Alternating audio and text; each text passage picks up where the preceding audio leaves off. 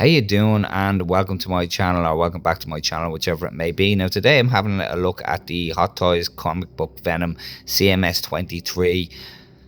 Big figure, big box, can just about get it into frame. Very comic book inspired cover on the front of the box with a comic book image of Venom and some Venom text at the top. At the side we have Venom and the Marvel logo at the top, and then on the back we have the usual warnings and details about Hot Toys. And if I open up this top flap here, on the inside, just before you take out the clamshell, you're presented with this nice piece of artwork on a piece of card with the Venom figure itself on it. So that's pretty much it for the box for the Venom figure. So moving on swiftly, we'll give the figure a quick pan, and here we are for a quick pan of comic book Venom before we get into the details. And just some facts: Venom wasn't created by any famous Marvel artist like Stan Lee or anything like that. He was actually conceived in 1982 by a fan of the comics called Randy Schueller, who won a competition basically for aspiring Marvel writers and artists. And in 1984 he was introduced in Secret Wars, initially bonding to Deadpool, believe it or not, but Deadpool took it off, the black goo, he took it off and left it for Spider-Man to find. The suit first appeared in Amazing Spider-Man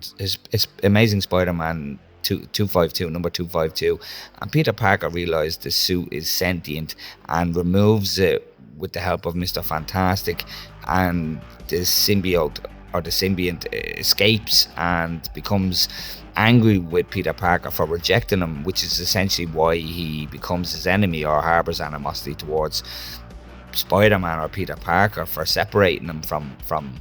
And the symbiote finds Eddie Brock, who also hates Spider-Man because Eddie Brock's a reporter, and Spider-Man discovered that Eddie Brock had made a mistake in naming a serial killer. I can't think of his name offhand. And the symbiote and Eddie Brock became one, and they both harbored their animosity towards Spider-Man. And then in the Amazing Spider-Man number 300, he makes his debut. He later then allies with Spider-Man to take on Carnage, and that was the beginning of Venom becoming a hero, or an anti-hero should I say. So there we are for just a few fun facts about Venom and his origins. There's a lot more, I just kind of skirted over it a little bit there and just gave you some finer details. So here we have all of the accessories that come with the comic book Venom. And I'll start off quickly with his head sculpt. We have the closed mouth head sculpt. Now we'll get into more detail with these a bit later on, but as you can see there, very nicely detailed, very nicely painted. The teeth look great. It's very McFarlane looking, the closed mouth head sculpt, with the white eyes and the detail of the shape in the eyes, and really well painted teeth, which there's a bit of yellowing in them, and there's a fairly decent amount of separation in the teeth, and a really nice head sculpt that we'll take a closer look at a bit later on. And then we have the open mouth head sculpt, which is quite gruesome inside. All the inside of the mouth there, all the palette of it there is really well detailed. There's a nice gloss wet effect to it.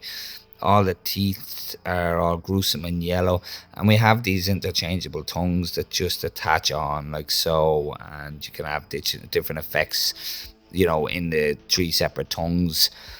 And then we have his hands. He has two closed fist hands, which to me are very kind of Hulk hands, very reminiscent of Hulk hands, very large. They kind of remind me of the Hulk smash hands.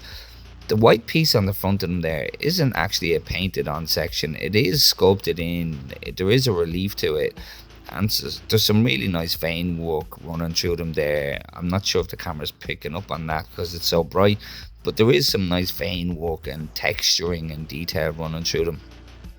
And there's some airbrushing between each finger just to give some separation and give the sculpt a bit more depth.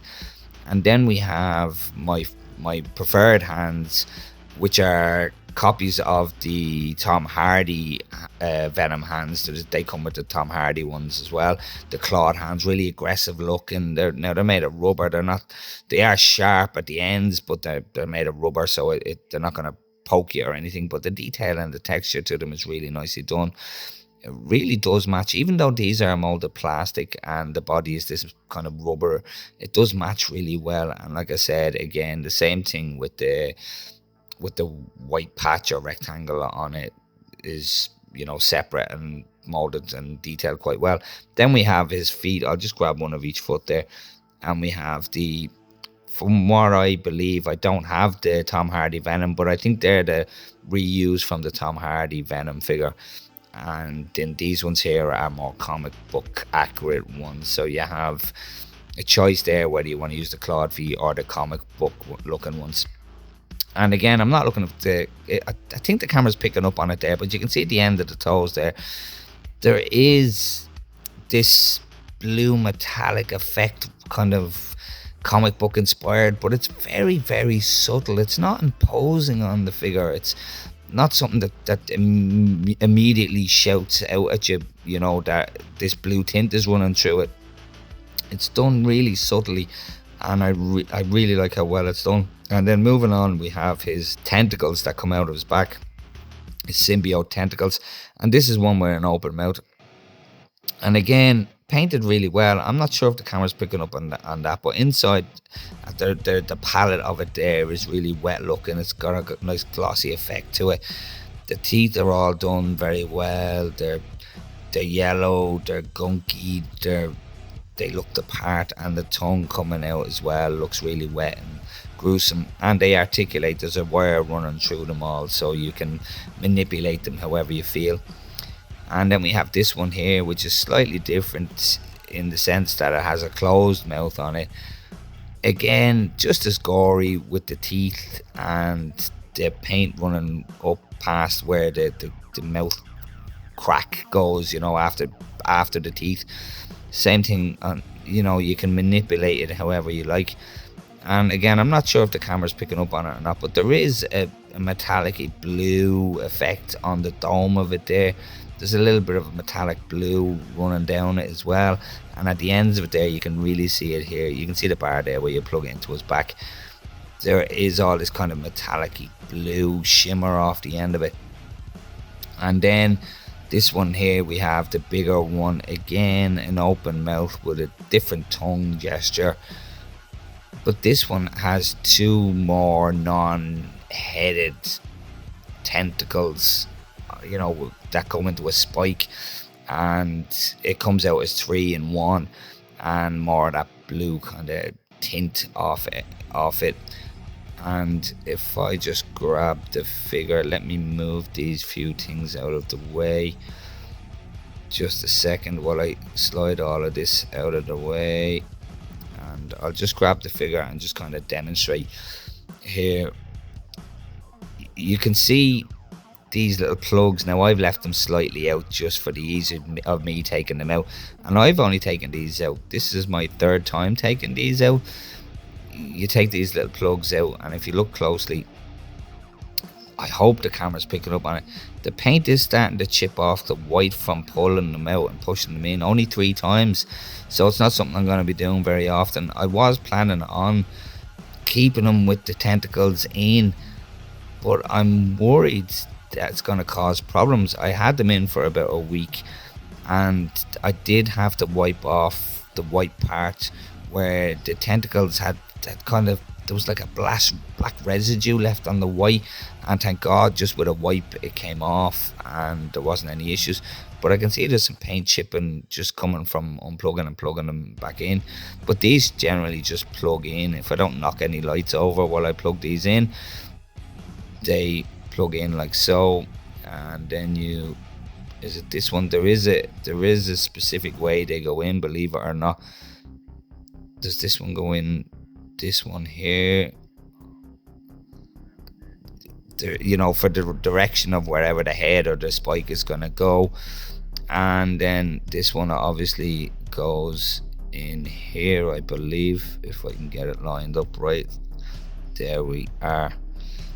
and then you can just bend and manipulate the wires around, and manipulate them however you like. I'll actually cut to him standing up now in a few minutes. Like I said, I am worried about paint coming off the white parts with the tentacles all plugged in, and I'm not sure if I'm gonna have to change my mind on how I'm gonna be posing them and just leave there in quite tight. I'm kind of struggling to get that out. Is it? Yeah, but I am gonna be reconsidering how I'm gonna pose them, because I did want to do them with the tentacles, but I can see them fusing to his back basically and causing problems. But before we move on, here we have him just kind of posed up with the tentacles all coming out of his back, and you can see that it does add this hugely dramatic effect to him, and it looks absolutely spectacular. It does elevate the figure. There's two very different poses for him. You can pose him with the closed mouth head sculpt and no tentacles, and he looks mean, he looks badass, he looks really good. Or you can go really embrace the comic book look to him, I suppose, with the tentacles coming out of his back and that open mouth with whichever tongue you so choose. And you can see there just how the tentacles are attached and how they come out of his back, and it looks absolutely fantastic. But if you're not stuck for space, this is a great way, of posing them, because the figure is big enough without the tentacles all coming out of his back. And this is, I suppose, the most effective you can have him looking out of the box. It really does look really cool, and it's really dramatic having all of those tentacles coming out of his back. So there we have him with the tentacles, and I will point out as well that he is freely standing there. He hasn't got a base on there. He does stand up freely, so he can be posed just standing up without his base. Again, not something I'm recommending, but it can be done. So next up we have the comic book Venom base. As you can see there on the nameplate, Venom comic book version. Not a big fan of where it says comic book version. Thankfully it's written very small, but I'd rather it just said Venom, or have no nameplate, or remove. I've said it before, I'd like removable nameplates myself. Quite a large base, but he is quite a large figure, so he does need a bit of room for him to stand. If you're stuck for space in your display cabinet or your detail, this is going to be a bit of a nightmare, this base, using this base. But just looking at how dynamic looking it is, that symbiote effect all coming up out of the ground really does look like it's in motion. It's sculpted and painted really well. I'm pretty sure you can see on camera these areas and along the back there where that blue metallic effect is hitting the light and comes into play to give it that comic book look. There's far more metallics running through the symbiote on the base than there is on the figure, which I'm happy to say. I wouldn't like this much blue or metallic blue running through the figure itself. I think it would be overkill. I think it's fine on the base, but I'm glad that it's toned down on the figure itself. You can see as I spin it around there's a lot of that blue metallic in the symbiote, and you can see the way it kind of wraps around here and looks like it's coming out of the concrete. It's really nicely sculpted. Like I said, it looks like it's in motion, and there is quite a lot of it. They haven't spared any detail here with the symbiote coming out, and you can see it all comes to a point, just like it should, just like it does in the comics, and just like the tentacles coming out of his back that come to a point as well. And you can see in between all the tiles, or sorry, the cracks in the concrete, should I say, the black of replicating the symbiote that's flowing through the cracks in the concrete, which is done really well. The concrete effect is really nicely done as well. You can see there's some different hues running through it there. There's like a mustard kind of color running through it in certain areas, and then the high points of it are dry brushed with a kind of a grey to make it look more like a concrete. Really nicely done. And as big as the base is, and with the flight pole on it there, or sorry, not the flight pole, the crotch grabber, should I say, you can see it there. It's This isn't great for holding the figure up, to be honest with you. I'm not sure how else they could have done it, but if I just grab him there real quick, there isn't a whole heap of room for him to stand. I mean, he will stand there in a museum pose without too much dynamic posing in him. But if you want to start, putting a foot forward or separating his legs a bit more or bending his legs a little bit, you are going to start running into problems as to where his feet are going to go or where he's going to fit on the base, which is a little bit of an issue. But it can be worked around, but it is something that's worth noting. And if you do want him crouched over, let me bring this camera up just a little bit if I can do this ever so crudely. If you do want him crouched over in any kind of a way, as you can see here, you start running into problems with the crotch grabber just not being effective enough to hold him. You can see it's getting very wobbly there, and I just wouldn't feel too safe with it. I don't feel very safe unless he's in a museum pose. So that is again something worth noting. I find that if I wedge the crotch grabber in between his leg there, that may stand a better chance of him staying upright. But again, I'd be worried about that crotch grabber fusing to that coating that's over the rubber to give the shine. There is a coat over it, and we'll get into that in a little bit. So here we have the comic book Venom pretty much straight up as it comes out of the box. Difficult to get into frame. Now, first off, I do want to say this is identical to the Tom Hardy Venom, body-wise, proportion-wise. It's the same frame. It's the same height. It's essentially the same figure, just with the comic accurate spider logo on the front. And I'm admittedly not really a comic book figure collector. I'm an MMS collector. I'm a movie collector. But I did not want that Tom Hardy figure without the logo on the front. That's why I went for this one over the Sony Tom Hardy one. And this is Venom for me. Venom isn't Venom without that logo on the front as far as I'm concerned. But starting off from bottom to top, my usual fashion, we'll have a look at his feet. Not a huge amount of articulation in his feet. There's this very, very limited, unfortunately. But the plastic mold really matches this rubber that's on the body. There's no difference. I can't see any shade difference or tone difference. It looks identical, which is absolutely fantastic, and kudos to Hot Toys for able to be accomplish that, because they are two very different materials, but all the way through the figure there is this texture running through all the way through it. You can see it there.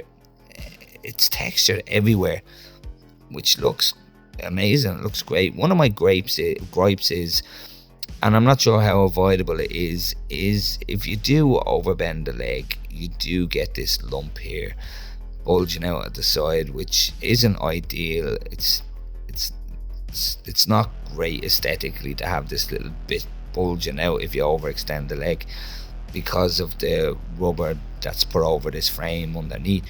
Not much that can be done about it, I don't think, to be honest, but it is what it is. And it is a ratcheted knee. All the joints are ratcheted. The swivel on the leg and the thigh, there's a swivel. And also, if you pull the leg down, like some Iron Man figures and some Predators and General Grievous, if you pull the legs down like that, it does give you an allowance for more articulation. But if you want to pose them in a museum pose, you just pop them, up to make things a little bit more flush.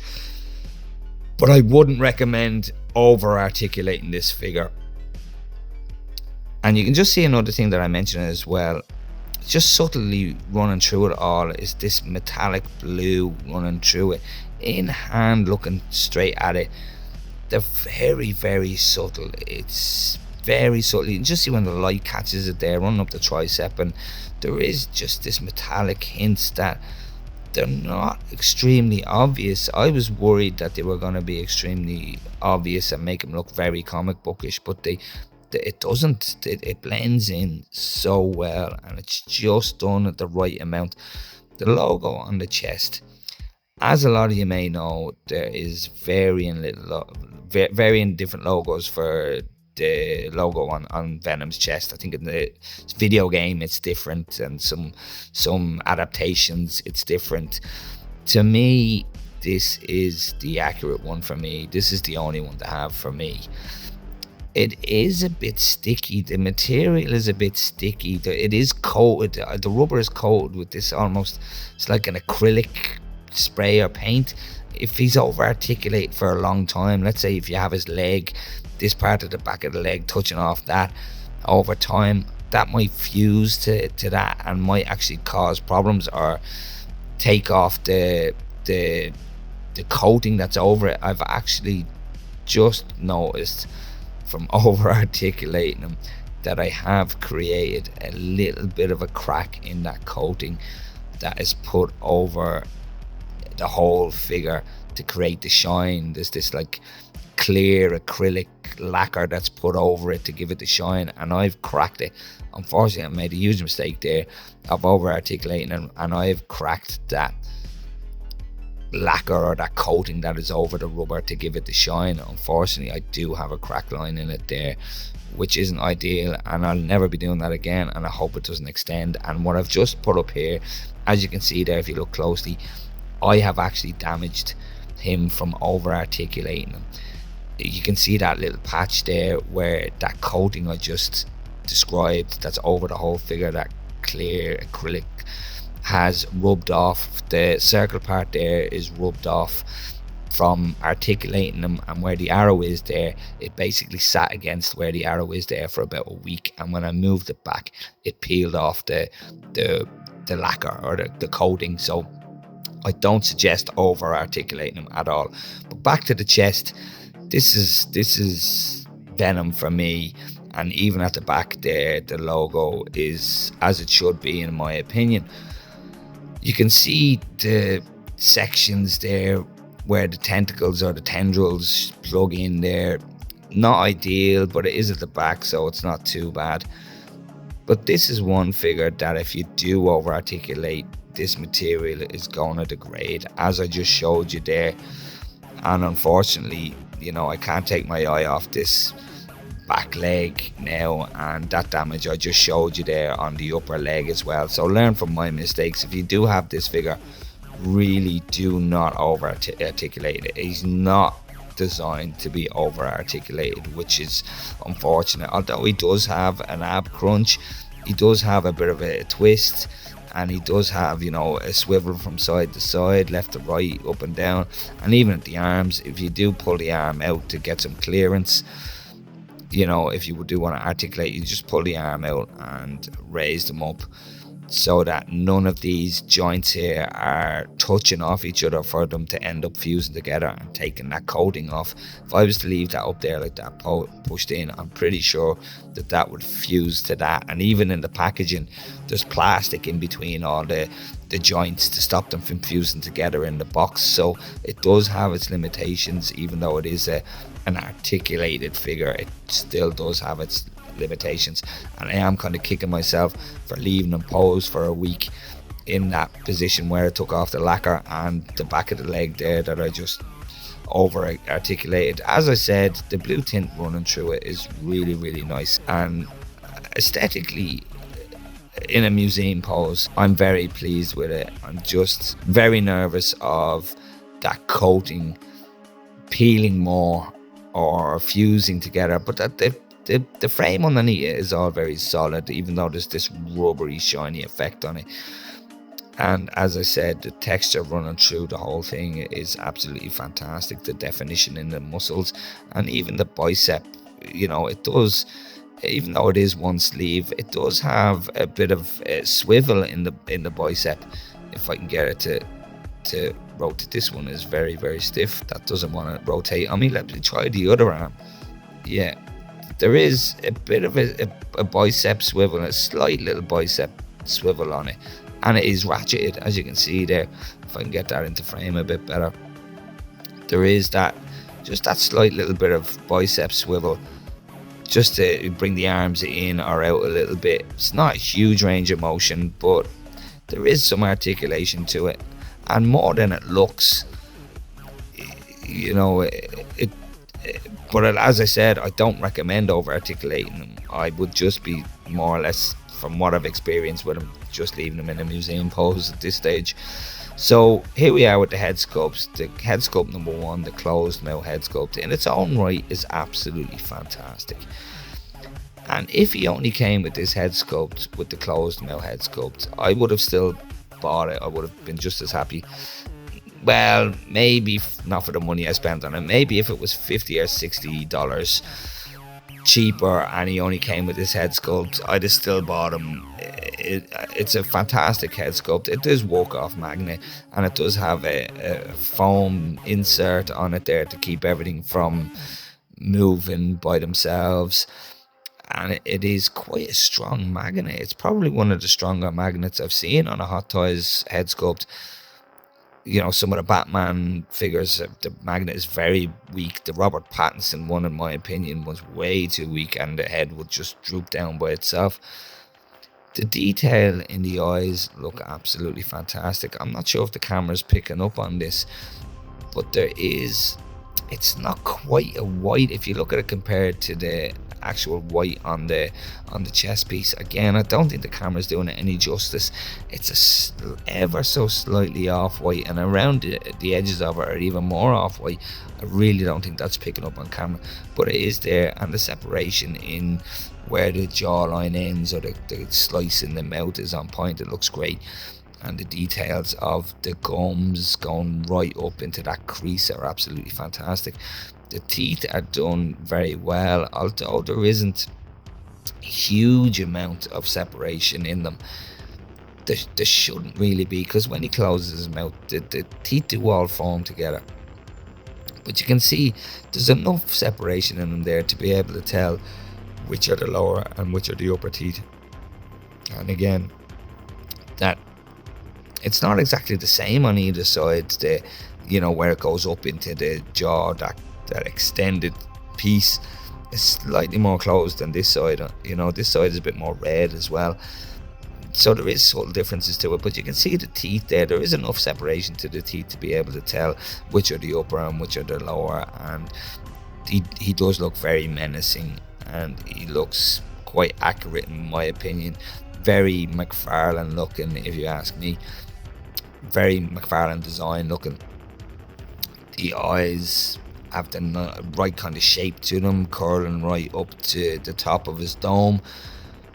It looks amazing. Looks really good.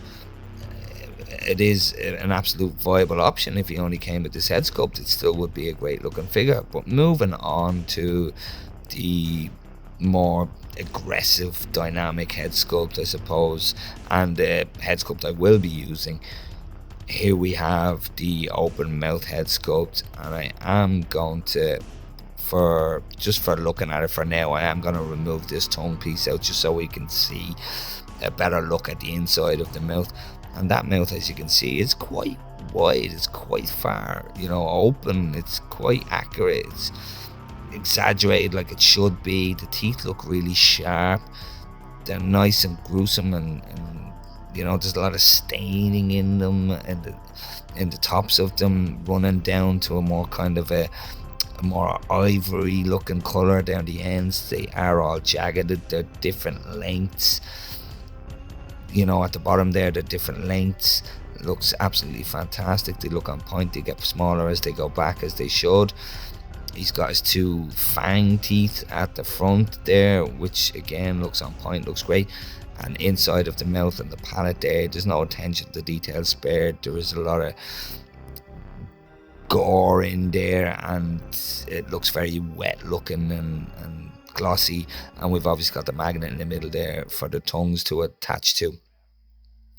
So, and the eyes, I'm not sure again if the camera's picking up on it, but the eyes on this sculpt are almost identical, but they're not the same. The subtle little differences. You can see these parts here don't come up as high on this sculpt here. The eye looks slightly more closed in a sense on the open mouth one. There are differences in the sculpt, and also the color. The one on the right there has that off-white kind of look to it, where these ones here on this sculpt are very white, very, very white. Again, I'm not sure if the camera's picking up on that, but the open mouth head sculpt is a more white colour off the eyes than there is on the closed mouth one. Not sure why they did that, why there was such a colour difference, but this one, you know, is like off white, and that's a brilliant white on the open mouth. But let's kind of put the three tongues on it there and have a look at them, you know, all together. I suppose I'll put three photographs up beside each other here, and you can see the three different effects you can get out of tongues, whichever way you so choose to have them, which I think is fantastic, that you can, you know, you have options for how you want them to look with the tongues, and you know, it's, you know, user discretion, so not everybody's figure is going to be posed or looking identical, which is great. And that's pretty much it for the Venom comic book figure. I've left some images up there. If you did enjoy the video, please don't hesitate to hit that like and subscribe button. It really helps out the channel. It's a small channel, I'm trying to grow it. It would be great if you were to subscribe and hit the like and spread the video around. So as I said, hope you made it this far. I hope you enjoyed the video, and I will catch you in the next one. Take care.